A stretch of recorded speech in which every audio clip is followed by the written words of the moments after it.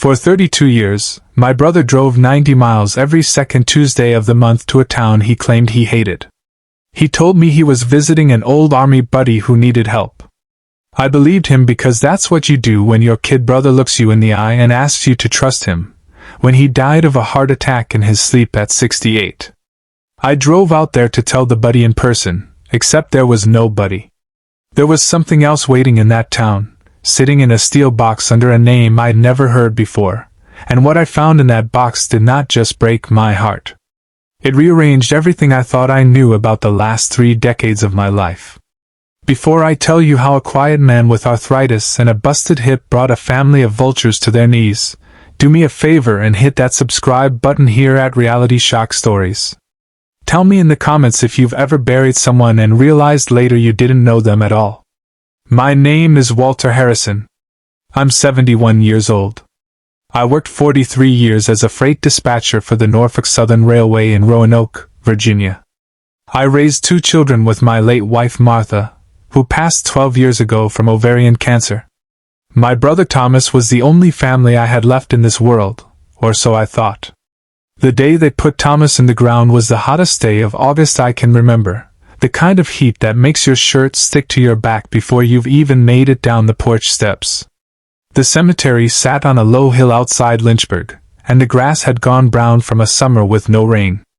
I stood there, in my one black suit, the same one I'd worn for Martha, and I watched my niece and my nephew check their phones while the pastor read from Corinthians. My niece is named Lauren. She's 44, sharp as a tax audit, and she works at a regional accounting firm in Charlotte. My nephew is named Bradley. He's 41, a commercial real estate broker, and he married a woman named Meredith, who I have never, not once in 11 years, seen smile without calculating something behind her eyes. They were the only blood Thomas had left. He never married, never had kids of his own. He spent 30 years working as a long-haul truck driver for a paper products company, then took early retirement at 58 and lived alone in a little brick rancher on the edge of town with a bird feeder he refilled every Sunday morning. I waited at the graveside after the prayer ended. I waited for Lauren to come over and hug me. I waited for Bradley to put a hand on my shoulder and say something about his Uncle Walter now being the last man standing in the Harrison line. I waited the way you wait when you're old and you've earned the right to expect a little decency. Instead, Meredith walked over. Meredith, not my own niece. Meredith, who isn't even technically a Harrison. She didn't say she was sorry for my loss. She said, "Uncle Walter, we should talk about the cabin before everyone scatters." That's what she called me. Uncle Walter. Like a customer service rep reading off a script. The cabin she was talking about belonged to my brother. It was a 2-bedroom fishing place on Smith Mountain Lake that our father built in 1962. Thomas inherited it because I already had a house in Roanoke, and my father wanted us each to have something. Thomas had been letting me use it any weekend I wanted for 30-some years. I told her this was not the time.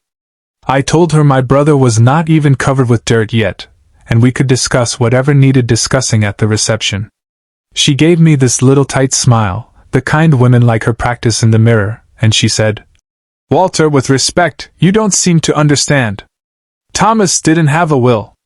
That means the estate goes to his next of kin, which is Bradley and Lauren. The cabin's already being appraised. We just wanted to give you the courtesy of knowing." Courtesy. That was the word she used. Courtesy of knowing that the place where my father taught me to bait a hook was being sold out from under me before the casket had finished settling. I looked over at Bradley. He was looking down at his loafers, which had cost more than my mortgage payment. I looked at Lauren. She was already walking back toward her car, like the conversation was over and didn't concern her anymore. That's when I felt something shift in my chest. Not a heart attack. Something colder. Something that felt like a door closing on a room I would never enter again. I drove home alone that afternoon. Did not go to the reception. Could not stomach the thought of watching them eat finger sandwiches over my brother's body. I made myself a bourbon at the kitchen table, and I sat there in the quiet with the ceiling fan ticking overhead, trying to remember the last conversation I had with Thomas. It was 3 weeks before he died. He called me on a Sunday evening, the way he always did, and we talked for about 40 minutes about nothing in particular.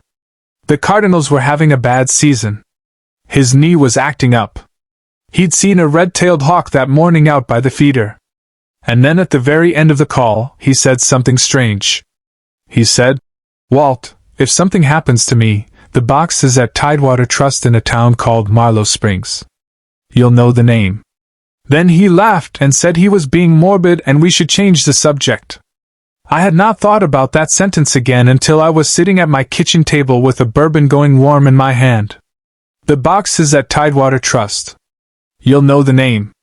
Marlowe Springs. I'd never been to Marlowe Springs. I'd never even heard of it. But I knew where it was because Thomas had driven there every second Tuesday of the month for the better part of 32 years, claiming he was visiting an army buddy named Richard Davis, who'd been hurt in a fall and needed help with errands. He had told me about Richard Davis so many times over the years that the man felt real to me. I knew Richard's wife was named Lorraine. I knew Richard had a dog named Diesel. I knew Richard drank his coffee black with 2 sugars. Thomas was a detailed liar. Or maybe he wasn't lying. Maybe Richard was real and the rest of it was something else entirely. I called information that night the old-fashioned way because I do not trust the internet. There was no Richard Davis listed in Marlowe Springs. There was no Richard Davis listed in the entire 540 area code. I sat with that for a while. Then I went to bed and I did not sleep. The next morning, I called Tidewater Trust. I asked the woman who answered if my brother Thomas Harrison had a safe deposit box at their branch. She put me on hold for nearly 4 minutes. When she came back, her voice had changed. It had gone careful. She asked if I could come into the branch in person, and she asked if I could be there before noon. I told her I was 3 hours away. She said she'd wait. I made it to Marlowe Springs by 11:40. It was a little town built around a 1-block main street with a Civil War monument in the middle of a traffic circle, and a coffee shop called the Daily Grind that had the kind of hand-painted sign you only see in places that have not figured out they could be charging tourists more. Tidewater Trust was in a building that used to be a hardware store. The brick was old. The teller windows were old. The woman behind the counter looked up when I walked in and I knew before she said a word that she had been watching the door for me. Her name tag said Beatrix. She was maybe 65, with reading glasses on a chain and the kind of steady eyes you see on women who have seen people at their worst and at their best in equal measure. She asked for identification. I gave her my driver's license. She looked at it. Then she looked at me. And I watched something move behind her face. Recognition. Or grief. Or both. She told me to follow her. We went past the teller windows, past a row of small offices, and back to a door with a keypad. She punched in a code, and we walked into a room with a long oak table and a wall of safe deposit boxes that looked like they hadn't been updated since the Eisenhower administration. She asked me to wait, and she went and got a man. The man was tall and stooped, with white hair and a navy suit that hung on him the way good suits hang on men who have lost weight from worry. He introduced himself as Arthur Vance. He was the branch manager. He had been the branch manager for 31 years. He looked at me for a long time before he said anything. Then he said, "Mr. Harrison, your brother was my closest friend in this world. I'm very sorry for your loss." I had to sit down. Arthur Vance had never met me before that morning, but he knew everything about me. He knew I worked the freight desk. He knew my wife had passed of cancer. He knew my son lived in Tacoma and my daughter had moved to Phoenix, and neither one called me as often as they should. He knew because Thomas had been sitting across from him in this same little room every second Tuesday of the month for 32 years, and they had talked about more than just bank business. Arthur pulled out a key. It was a small brass thing, worn smooth on the edges. He matched it to box number 218.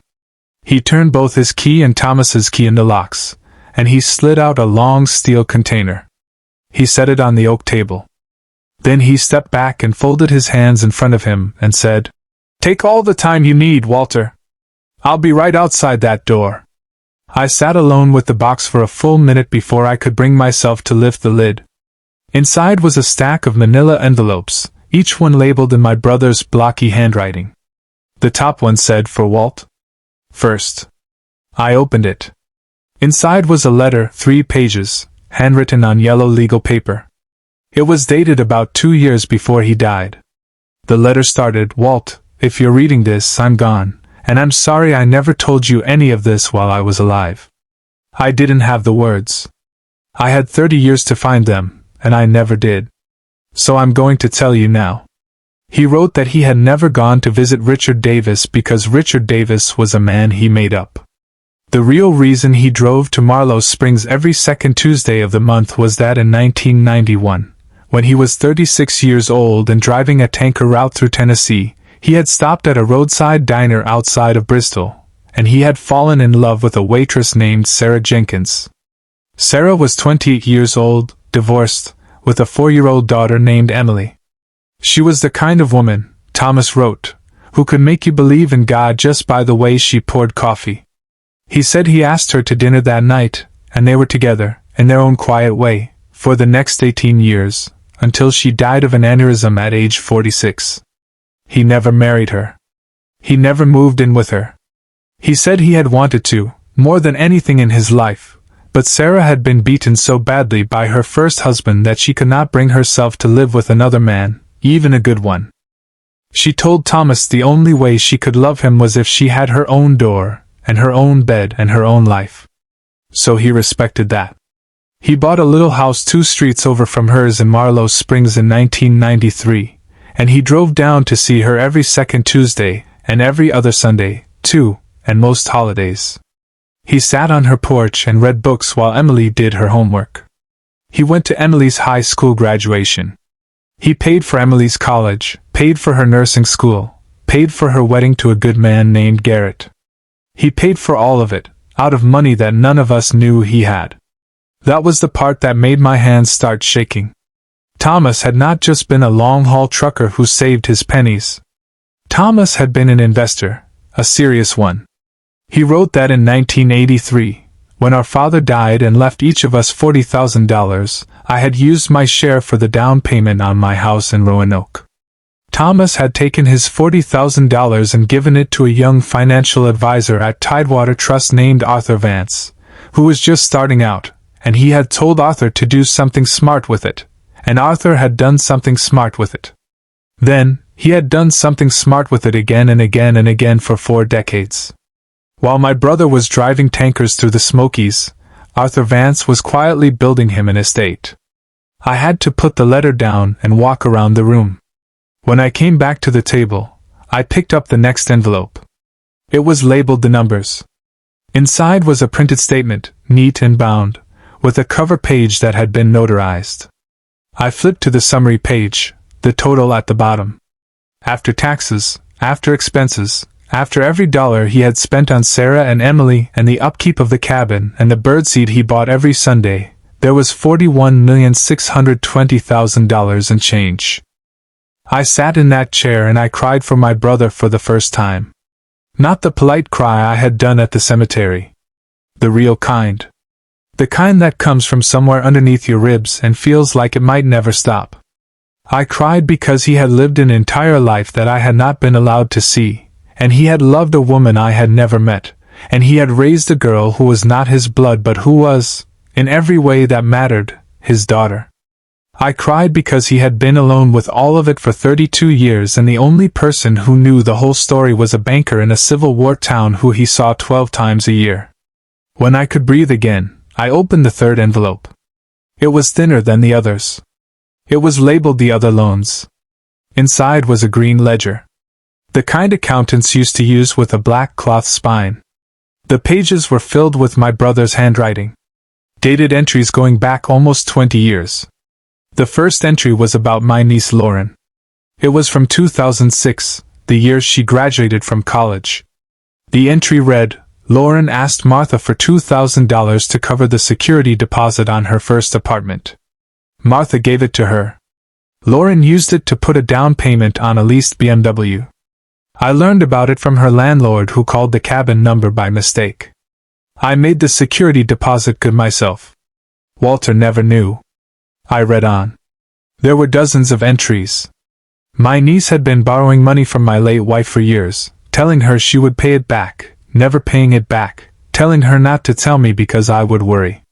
Martha had given her over $31,000 between 2006 and 2011. Lauren had never repaid a cent Thomas had quietly covered for her. He had paid Martha back, in cash, in installments, while telling Martha the money had come from Lauren. Martha had died believing her niece had finally made things right. The next set of entries was about Bradley. In 2014, Bradley had been investigated for a real estate fraud scheme involving fake appraisals on commercial properties in Greensboro. He had not been charged because a witness had recanted at the last minute. Thomas had paid that witness $85,000 to disappear to Florida. He wrote, "I did this for Walter, not for Bradley. If Bradley had been charged, it would have killed Walter. So I bought the kid out of his own mess." I am not proud of this entry. But there it is. Then came Meredith. The first entry on Meredith was from 2017, 2 years into her marriage with Bradley. She had been having an affair with a partner at her old law firm. The partner's wife had hired a private investigator. The investigator had photographs. The wife had been planning to send the photographs to Bradley and to my niece Lauren, who was apparently a friend of hers. Thomas had intercepted this by paying the investigator $40,000 to lose the file. He wrote, "Meredith does not deserve protection. But the family does not deserve another scandal. I am buying us peace, not buying her redemption." There were more. There was a charge Bradley had racked up at a hotel in Las Vegas in 2019 that included escort services and damages to the room. Thomas had paid it. There was a tax matter Lauren had buried in a side account that her firm did not know about. Thomas had paid that off too. By the time I reached the last entry, dated 4 months before he died, my brother had quietly paid out over $600,000 to clean up after my niece and nephew and Meredith. He had done it for me. He had done it because he knew I would never have been able to look at them the same way if I had known. And he had been right. I could not look at them the same way now. I was not going to. I closed the ledger. I closed the steel box. There was also a specific clause about Lauren and Bradley.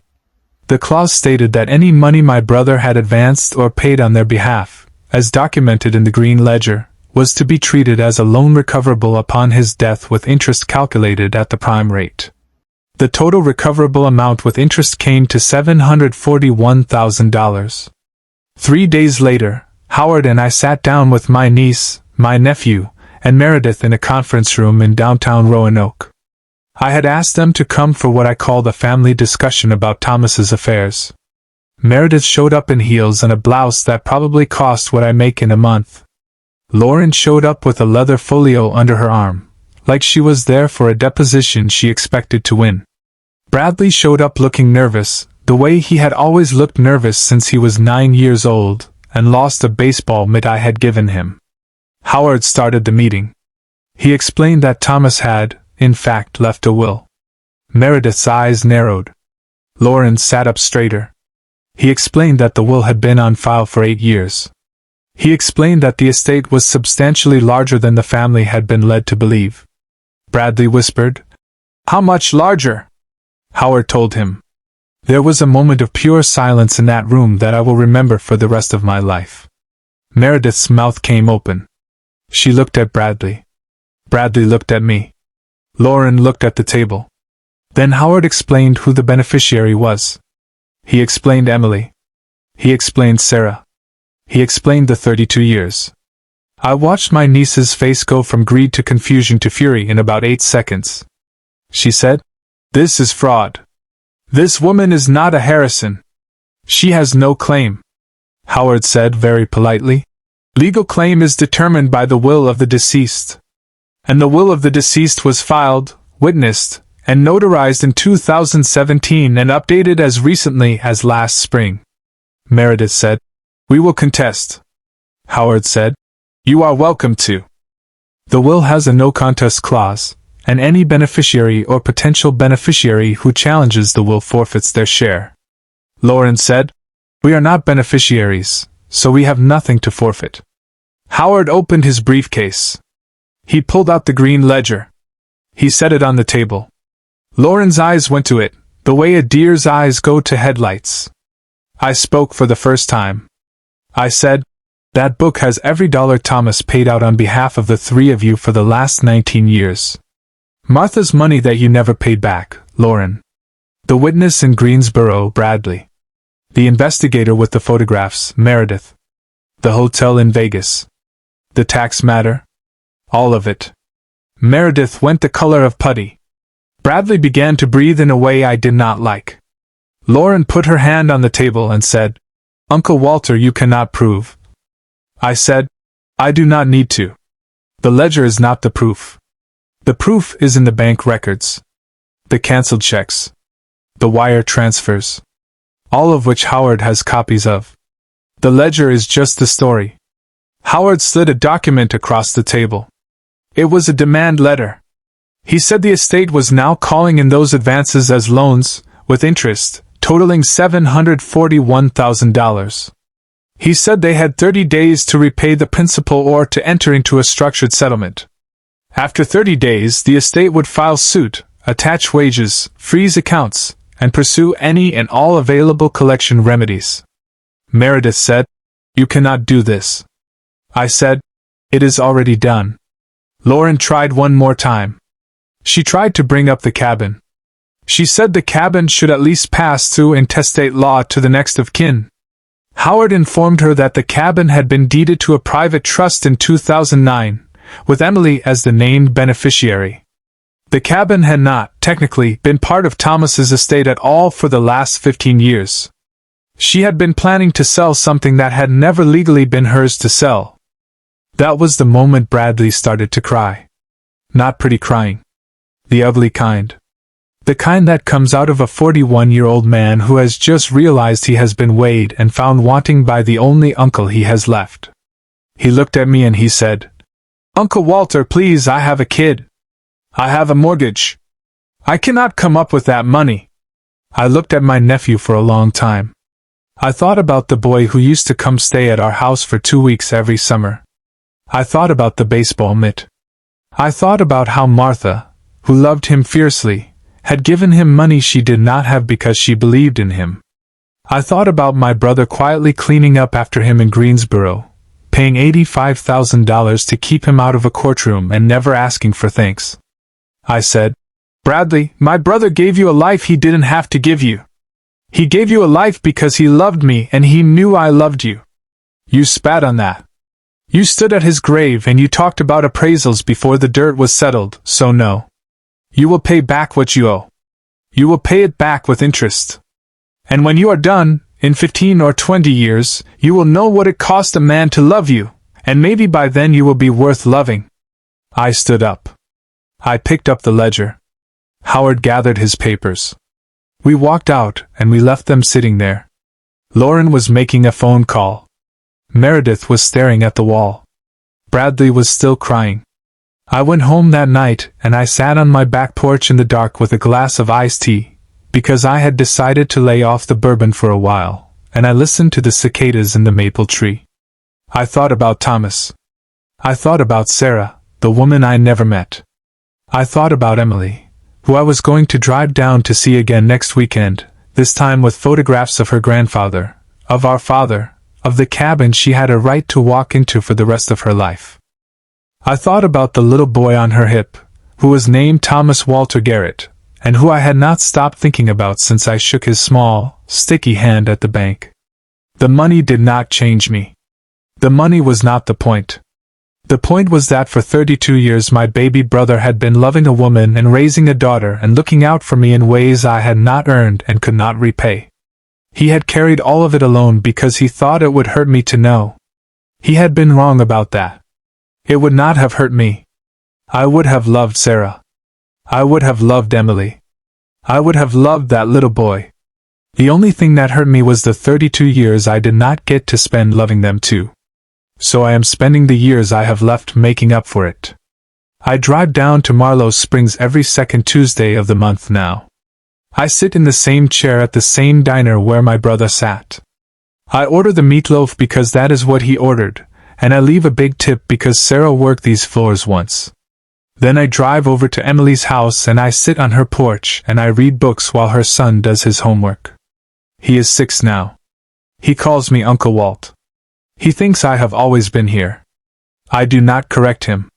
My niece and my nephew and Meredith have not spoken to me since that afternoon in the conference room.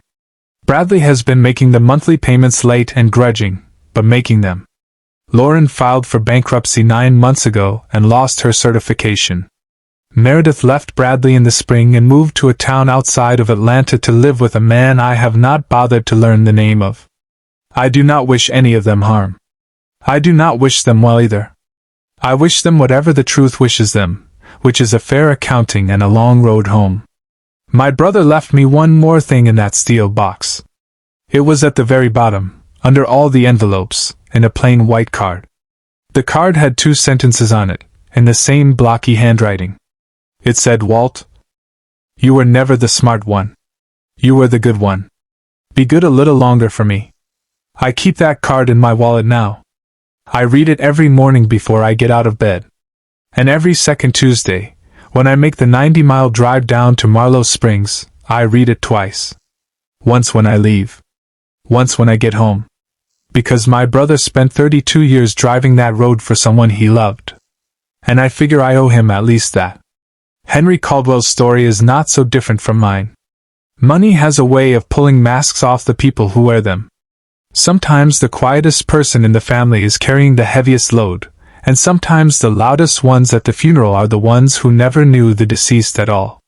If you have ever been underestimated, betrayed, or written off by your own blood, do me a favor. Stand up anyway. Walk out into the light anyway. The people who tried to bury you are usually the ones who handed you the shovel without realizing what you were going to dig up. Tell me your story in the comments below. Hit that subscribe button for more true-to-life retellings here at Reality Shock Stories. And remember, dignity is not what people give you. Dignity is what nobody can take. Looking back on it now, almost 2 years after I drove home from Marlowe Springs with that green ledger on the seat beside me, I think the lesson my brother left me was not really about the money at all. It was about who you become when you think nobody is watching, and who you become when the lights finally come on. My brother Thomas spent 32 years quietly being a better man than any of us deserved. He loved Sarah in private, because that is what she needed. He raised Emily in the spaces between his routes, because that is what love looks like when it cannot live in a single house. He covered for Lauren and Bradley not because they earned it, but because he knew it would break me to see them clearly. Every choice he made cost him something. Every choice was paid for with his own loneliness, his own silence, his own held tongue. And what he built, brick by brick, over 3 decades I did not know about, was an inheritance that had nothing to do with the $41 million in that account. The real inheritance was a way of living, a way of staying decent when nobody is keeping score. I have come to believe that the world runs on a kind of slow arithmetic. Lauren took small amounts of money from a sick aunt who loved her, and she told herself it did not matter because nobody would ever add it up. Bradley cut a corner in Greensboro, and he told himself it did not matter because the witness took the money and went away. Meredith lied to my nephew about who she was, and she told herself it did not matter because the photographs got buried. They were wrong, every one of them. The numbers were being added up. The numbers are always being added up. Not by some force above us, but by the simple fact that you cannot do that kind of damage to other people without it eventually circling back to your own door. What I want any man or woman my age to know, anyone watching this channel who has been written off by their own children or grandchildren or in-laws, is this: you do not have to shout. You do not have to threaten. You do not have to spend the years you have left being bitter. You only have to keep your spine and keep your records and keep your good name, and let time do the work that time has always been doing, whether anyone noticed or not. The people who underestimate you are usually telling on themselves. The people who treat you like you are already gone are usually the ones who will be gone first, in any way that matters. I learned from Thomas that decency is not weakness.